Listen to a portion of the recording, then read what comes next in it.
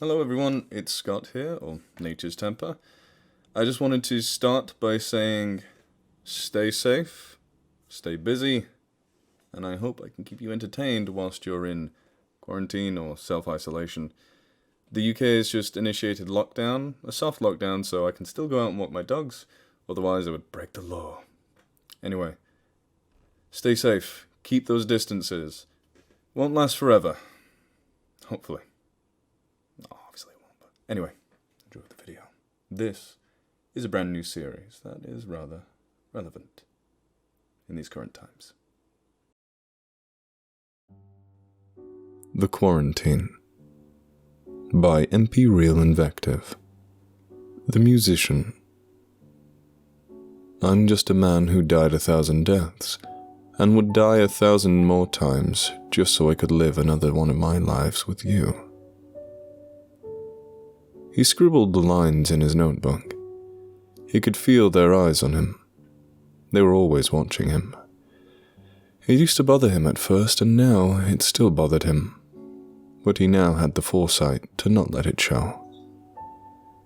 He could have written lyrics in his room, but a part of him wanted the rest of the class to see that he was working on it, and not lifting lines from the internet, off of underground bands. These lines would probably never find their way into a song, but it still was enjoyable to him to press his mind and come up with something new and original. Pasteur had formed a band sophomore year with a few other friends that had grown popular this year past, and now, everyone in his class kept their eyes and focus on him. Lou didn't know what change had occurred between sophomore year and junior year.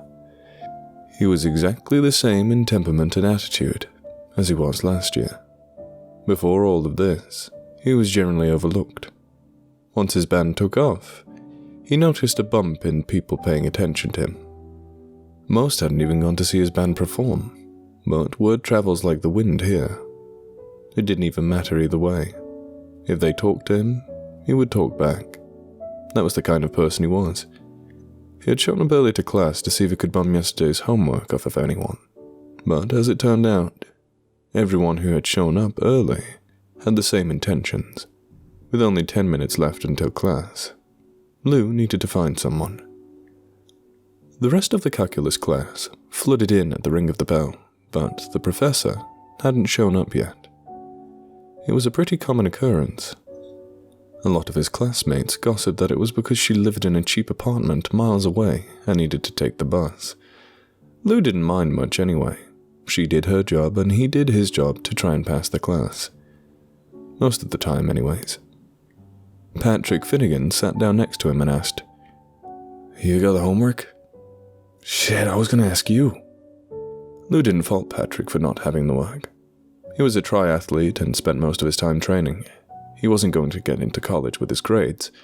He would achieve that with his prowess in football, swimming, or baseball. The search continues. Finnegan sputtered out a flurry of coughs that racked his body.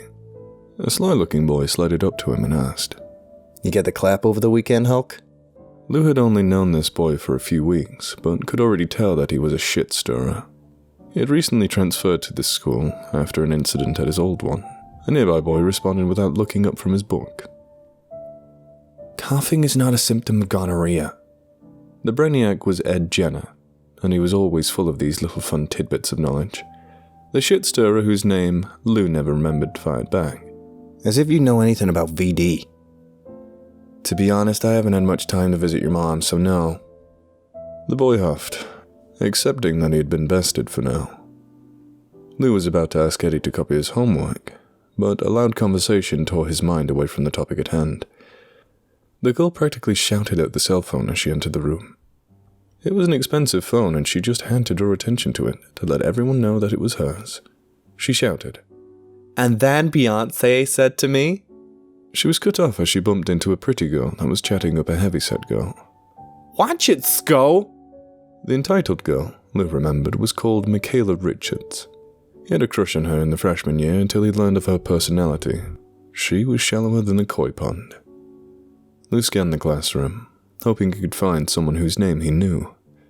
He wanted to ask to copy his or her homework, but he refused to ask anyone whom he didn't know. It wasn't mistrust, It was the feeling that he was taking advantage of the person to ask a favor of someone whose name he didn't know. There were only 10 students in this class. Calculus is not a crowd drawer. He didn't know the heavy-looking girl, the buzz-cut guy, the shit-stirrer, the pretty girl, although rumors had started to drift out to his circle of friends, or the lone wolf who he was pretty sure had never uttered a word to Lou. He knew Eddie, that Slacker's Light, Mikayla, and Patrick. Lou would have to go through the channels that he knew if he wanted that homework to be copied before— Sorry I'm late. Shit biscuits. The professor walked into the classroom and threw her bag onto the table. The sound of glass breaking followed so closely behind that everyone assumed that the professor had been too rough with her stuff. But he soon realized that the sound came from the classroom below them. The professor continued. Let's get Up here! Joey Meister slid into the room like Kramer from Seinfeld, and had effectively cut the teacher's introduction to pieces. She recovered her senses and said sarcastically, So nice of you to show up on time. He responded nonchalantly. I was right after you, so it looks like we're both late. Anyway, let's start the class by handing in your homework. God damn it. The Loner. She's hungover. I was trying to cover it up by acting cheerful and upbeat. She has a slightly pronounced tremor. In all likelihood, she's a high-functioning alcoholic. Jonas knew the trick to it all. He had to be quiet. He couldn't draw attention to himself. By being a wallflower, he could pass unnoticed around others. Better than that, he could observe. He sat in the second row from the back. And troublemakers took the back row, thinking that it could save them from suspicion, but it did the opposite. The teachers focused on the back and front. They showered their attention on those two extremes, and those in between were left on their own devices. This class period was ripe with things to observe and note. For example, the professor was wearing the same pantsuit she had worn 2 days before, but it hadn't been washed. She was being chipper, but she was battling some deep disappointment in her life. She was losing the fight. He could tell just by looking who had done the homework and who hadn't. The musician kept looking around at everyone. He wanted the answers, but knows it's too late. Andrew Wakefield had a look of defiance on his face. He has a problem with authority figures. He looks at everyone and is quick to try and press people's buttons. Jennifer looked ecstatic. She completed all her calc homework for the week and knows the answers are all right. She most likely is overqualified for this class, but wanted the easy grades. A glandular disorder or a stress eater, maybe. Jonas handed his homework to the teacher. She reeked of perfume. Trying to cover up the smell, maybe? Not my place to interfere anyway. Jonas knew that his answers would all be correct. Not because he knew the formulas, but because he knew that the faculty rotated the textbook years by 4, and once he figured that out, all he needed to do was order an old edition that had all the correct answers in the end text. Homework was 75% of the grade. He didn't need the formulas memorized. He just needed the patterns. The teacher stood behind her desk and exhaled. He knew she was going to go off on the students that didn't have their work completed, and since she took a lot of her social cues for teaching from movies like Freedom Writers and Stand and Deliver, her speech was bound to be long-winded and filled with colloquialisms from the 90s. He took his time to watch those around him. Geraldo was checked out mentally. His buzz cut and insistence on wearing dog tags and camo pants seemed to shout his desire to drop out and join the army, or at least the ROTC. Andrew tried his best nonchalant look, but a jerk of the lips betrayed his sentiments. Joseph, however, was the real deal, and seemed not to mind either way about his grades. Jonas knew that what he had was a gift. The closest comparison would be Sherlock Holmes' hyper-observant and vigilant attitude. He could intuit a lot about someone by his or her facial expressions and body cues. He knew most people considered him mentally defective, but he figured it was more of a social disorder. Had his parents decided to check out his aloof nature with the doctor, they would probably discover he had mild Asperger's syndrome. The drawback to all of this was that he was paralyzed in social situations. He took a peek out the window, expecting to see students ditching class out in the parking lot. He couldn't figure out why they would ditch class only to sit in the parking lot. Instead, he saw something much more interesting. The street outside was completely empty. Usually, it had its share of people walking or truants smoking, but today there was nothing. He saw a couple of men pull up in a beat-up truck and begin to unload what looked like a series of planks. Jonas's interest grew as they began to connect them on the road. A barricade? An accident nearby? They had erected a simple barricade across the road. He realized that it was facing the high school, and the men kept glancing furtively at the building. Was there an accident here? He continued to watch, but made no motion to inform the other students. Most were trying to keep their focus on the teacher and avoid her gaze when it swept over them, to not be singled out. Jonas, however, had known the bullet points of the speech before she had even begun. As he continued to watch the men, he noticed onlookers starting to get turned away. They left in a hurry without looking back. This is something serious. A bomb threat? Just as he was trying to puzzle it all out, 3 Humvees pulled up to the barricade and soldiers began to pour out.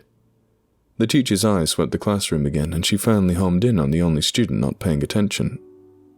Mr. Sock, are you paying attention? Jonas's heart began to thump as he turned to her. He said, It's a beautiful day, but we have more pressing matters to address. Am I right? She waited for a response.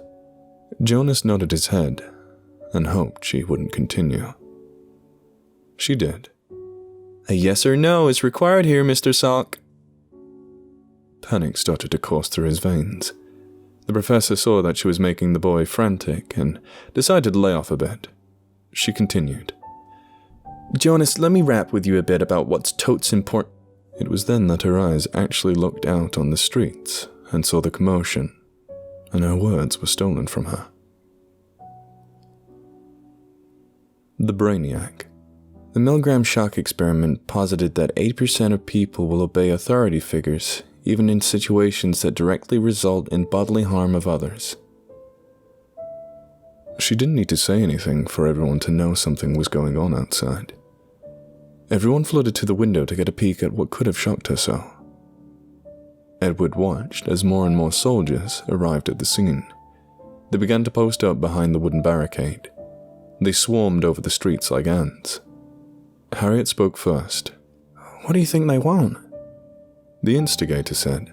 Ain't you ever heard of Battle Royale? I call dibs on the Tech 9. Rat a motherfucking tat-tat-tat. Andrew, watch your mouth. We're in class. I'm sorry, Your Highness, but these military types got me all bent out of shape. The teacher glowered at Andrew, but decided not to try and make an example out of him with all the soldiers around. Mikayla reasoned. Maybe there was an accident and they're just sealing off the area to keep interference to a minimum. Some people nodded in agreement, hoping that this had nothing to do with them. Jenny McCarthy countered. Then why do they keep looking in our direction and why do they keep facing us? Those guys are here for us. A few harsh looks were thrown in Jenny's direction, but if she noticed them, she chose not to react. Before anyone else could speak, the announcing speakers crackled to life and the principal's voice filled the room. The voice spoke in its best attempt to sound authoritative. That did not inspire confidence in many of the students in classroom 300. Do not panic. You hear that, everyone? Panic! This is an emergency drill. Will the classes on the first floor please report to the gymnasium? Below them, the calculus class could hear students open the doors of their class and hurry out into the hall. The teacher tried to calm everyone down. Do y'all see? It's just a drill. Now everyone, wait for the third floor, our floor, to be called down for the drill. A few minutes passed, and everyone waited for their time to leave the classroom. The speaker system eventually continued after all the students on the first floor probably reached the gymnasium. Classrooms 201 through 210 may proceed to the gymnasium. Do not hurry, this is just a practice run. The fact that classroom 200, which was directly below them, was not called, did not escape the attention of any of the students. The sounds of the students banging around on the floor below them began to arouse feelings of jealousy amongst the other students. A few more minutes drifted by before the principal's voice came on a third time. Classes 301 through 310 can now walk calmly to the gymnasium. Patrick Finnegan coughed a few times and asked what was on everyone's mind. Just what the hell's going on here? The professor chose not to scold and, in fact, commiserated with him. Damned if I know. Well, let's all mosey on down to the gymnasium to find out what's going on. The announcer broke through the thought. Students in classroom 200 and classroom 300 are not to leave. A representative will be up to speak with you all soon and explain the situation. Jenny snapped. Isn't that peachy? Edward Jenner found his voice again and finally spoke. We should at least wait and apprise the situation. If we panic now, we could make everything a lot worse. Geraldo continued. He's right. We need to hear him out. Those guys know what they're doing, and we should at least wait to hear the reason. Andrew prodded. You hear that? G.I. Jingo wants to wait here with all our thumbs up our asses. I say we go down there to the barricade and have a nice little tit-to-tit conversation. Any supporters of Andrew shrunk back at the thought of confronting the soldiers. The professor killed the discussion. No one is going anywhere. We're going to wait here, and that's final. The teacher tried to distract the class until someone would come up to speak to them, but found that they had no interest in learning calculus and that all the games she knew catered mainly to children. The ideas of Heads Up 7-Up, the telephone game, and popcorn were all met with blank looks. Edward reasoned that she had secretly wanted to teach younger students, but was pulled into this job because of a lack of money and availability of jobs in high schools. He felt bad for her. She had her dreams, but she couldn't achieve them at the moment. He felt bad, but he didn't feel bad enough to open himself up to derision from other students by playing along with her. He had enough of getting isolated by the crowd. They all waited in silence. Edward killed time by counting out Fibonacci sequences in his head to help him think and calm down a little. 0, 1, 1. Unlike many of the students in this class, he actually had a use and interest in mathematics. 2, 3, 5. The numbers and raw data of it came to him naturally. 8, 13, 21. His true love, however, was science. 34, 55, 89. He read scientific journals and read case studies in his free time. 144, 233, 377. He didn't know what was waiting for them, or when the people calling the shots would show up, but he intended to get to the bottom of all this. The slacker. I am like a river.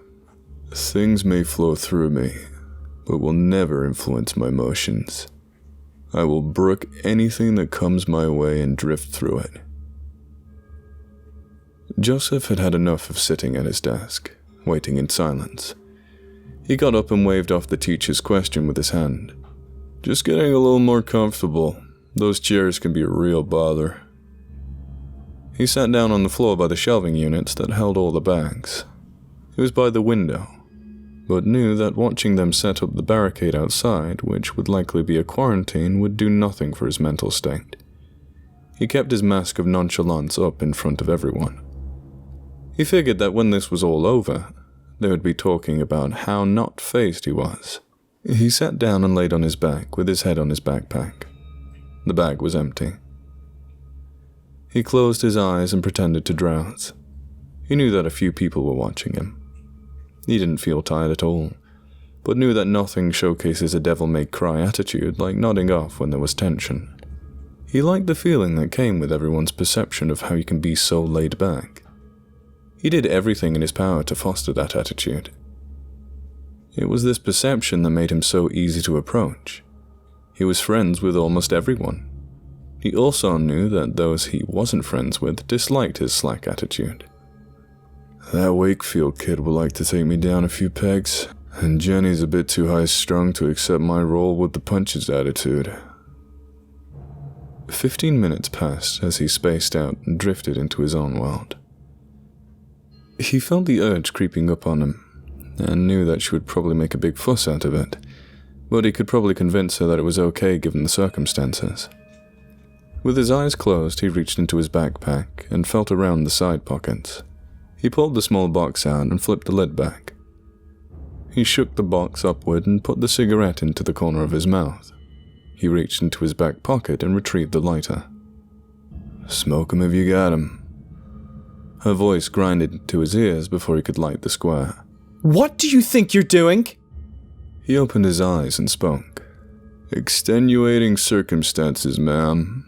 I think we can all bend the rules just a little, don't you?" Smoking on campus is against school regulations. Are you trying to get on my bad side? Joey continued. "I'm sorry if I'm putting you in an awkward position, but I could really use one. I would be eternally grateful if you looked the other way just this once." "Well, do you want one?" The teacher shocked the class by pulling a cigarette out of the box in his extended hand and sitting on the shelf next to him. He lit his cigarette and then hers. He smiled and said, "Didn't have you pegged for a smoker." "An old habit from college." "Which college and which brand?" "Marlboro. Reds." "Cowboy killers, huh? Pretty hardcore." She smiled and exhaled the grey smoke. Her face looked like she just remembered a pleasant memory. Joey was a master of making small talk and getting people to open up. He knew she probably didn't want to talk about college. Maybe she went to a community college, or she could have dropped out. They sat and chatted for a while, whilst the rest of the class watched them with awestruck expressions. Joey finished his cigarette and flicked it indiscreetly out the window. He said, "Thanks for joining me." "My pleasure. Let's just keep this our little secret, okay? Everyone?" Most gave her commiserating nods except for Andrew, who looked like he wanted to needle her with a quip that he couldn't quite piece together yet. Edward shot to his feet and moved to the vents. Something had dawned on him. He pried the floor vent away that circulated air through the adjoining classrooms. He stuck his head down the hole in the floor and said loudly, "How's it going down there?" Joe realized he was using the vents to communicate with the class that was also on lockdown directly below them. The laid-back smoker got close to the vents and heard the response come in loud and clear. "Having the time of our lives. You guys?" Edward motioned Lou over, who looked confused at first, but took over for him. "We're bored up here. Looks like we're all in the same boat. You got any idea what happened to get us and you guys put on lockdown?"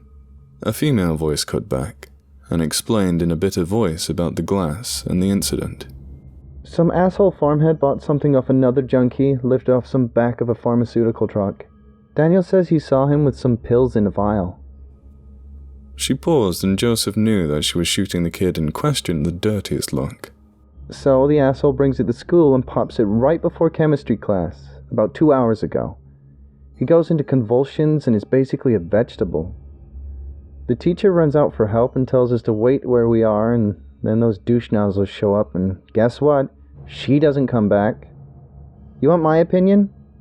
Idiot OD'd, and this is all some fucking useless precaution." "That sucks. Anybody come to see you guys yet?" The voice responded. "We're still waiting." Wakefield cut in. Ain't that just precious? I'm so glad we decided to wait. Lou said, "Shut it. I got one last question. What's the dumbass's condition right now?" The voice paused before responding. "Breathing steady and slow. Still alive. But if we're here much longer, I don't think he will be." "You gonna kill a defenseless man?" "This defenseless man caused all this by popping that damn pill. I don't know what's happening to him now. Could be the best trip of his life. Could be experiencing hell on earth. All I know is that he's probably the reason we're all here." The Entitled. "I'm scared of everything. Who I am, most of all, I'm scared of walking out of this room and never feeling the rest of my life the way I feel when I'm with you. Jennifer Gray. Mikayla Mary Richards had been running on autopilot for a bit, while she waited for some sort of catalyst to knock her out of her stupor. She was the type of girl to give in to fancies and indecisiveness and let other people step in and address her problems for her. She was surrounded by people who wanted to, needed to help.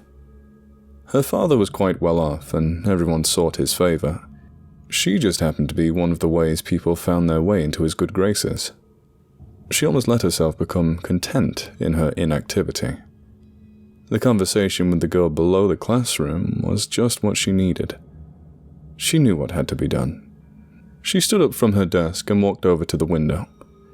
The window definitely reflected the style of the architect. It utilized a crank to open. She saw other signs of antediluvian influences the designer had a predilection towards in the vent system. The whole wooden structure of the school, and, of course, the water fountains that looked like they were probably running on segregated systems until the Equal Rights Amendment was passed. Mikayla cranked the window open and looked at the soldiers setting up the barricade. They ran feverishly back and forth like a colony of ants to try and set up a metal chain-link fence between them and the school. If she had been thinking clearly, they would have realized that they were setting up for a long haul. She didn't realize that they were not going to pack up and call it a day at the end of the day. Mikayla leaned out of the window and shouted, I don't think you realize all the mistakes you've made. We're just students and some of us are quite affluent. I insist someone come up here so I can tell them just who I am and why my name is currently the only thing between your job and a gruesome court-martial. She watched in horror as her words grabbed their attention and they raised their weapons and trained in on her. A finger twitch was all that was between her and doubling her weight in lead. They roared, Step away from the window or we will shoot! The words died in her throat for just a second before that fear was swallowed up in rage. Did they not know the clout her father had? She was about to spew them with vitriolic diatribes when an arm wrapped around her and pulled her back from the window. The ROTC wannabe growled, Princessa, they mean what they say. Let's not push them into making any split-second decisions which will end with us getting aerated like Swiss cheese. Mikayla reached back and slapped him as hard as she could. He didn't flinch from the blow. He didn't grimace or wince. Everyone else did. The teacher broke the shocked silence with a set-in-stone command. No one hits anyone in this classroom. Everyone get away from the windows. Whoever doesn't comply in the next 3 seconds will spend the rest of their high school life coming in early for detention. Everyone moved back from the windows, and the rest of the afternoon was spent in silence.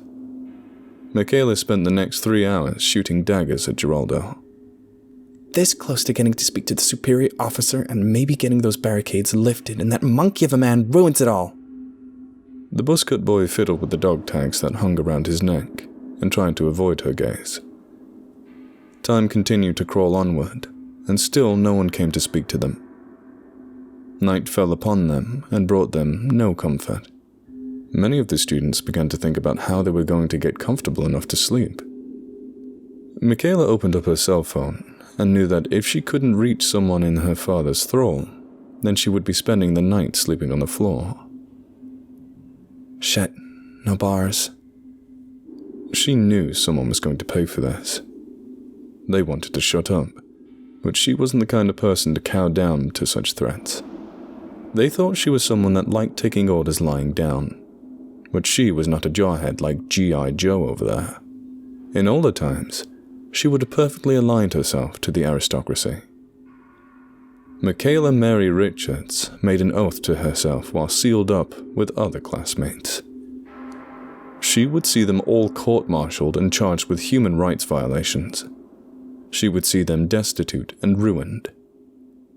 She shut off her cell phone and retreated into her mind, and imagined whoever was in charge of the operation being crushed under her presence, and she laid into them with every 4- and 5-letter invective that she knew. She even made a few up in her mind, as she stewed in her own rancor. Time crawled by, and when the teachers shut the lights off, She rested her head on her backpack and drifted off. She had no dreams or nightmares, but melodrama dictates in these situations that her nightmare was just beginning.